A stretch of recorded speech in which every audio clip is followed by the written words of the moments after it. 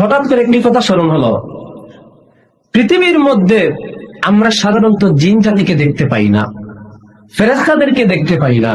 আবার কোন কোন সময় জিনদেরকে আমরা দেখতে পাই যদি তারা আমাদেরকে দেখা দেয়।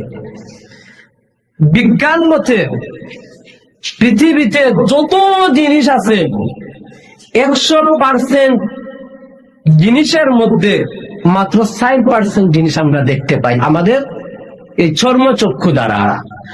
বাকি যে 96% যে বস্তুগুলা, এইগুলা আমাদের চর্মচক্ষু দিয়ে দেখতে পাই না।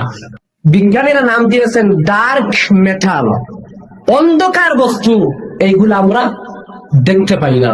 সাধারণত আপনাদেরকে উদাহরণ দিলে বুঝতে পারবেন, আমরা যখন কথা বলি আমাদের মোবাইলের মধ্যে কিন্তু একটি সিগন্যাল আসে, এই সিগন্যালটা কিন্তু আমরা কি করি, দেখতে পাই না, কিন্তু আমাদের কথা কিন্তু হাজার হাজার লক্ষ লক্ষ মাইল দূরে চলে যায়।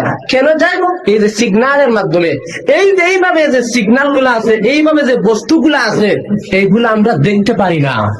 আমাদের মধ্যে আমরা যে কথা বলছি, এখানেও জিন থাকতে পারে, আমরা কিন্তু দেখতে পারবো না। কারণ বিজ্ঞানীরা তো বলে দিয়েছে 96% বস্তু আমরা আমাদের চর্মচক্ষু দিয়ে দেখতেই পারি না।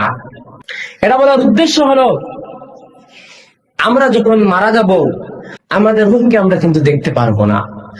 আমরা যখন কবর দিয়ে হেঁটে যাব, কবরের মধ্য থেকে যে ব্যক্তি কবরের মধ্যে আছে সেই ব্যক্তি কিন্তু আমাদের চলা, আমাদের যে পায়ের আওয়াজ, সেই পায়ের আওয়াজ পর্যন্ত শুনতে পায়, কিন্তু কবরের মধ্যে কি হচ্ছে এইগুলো আমরা দেখতে পাই না, শুনতেও পাই না।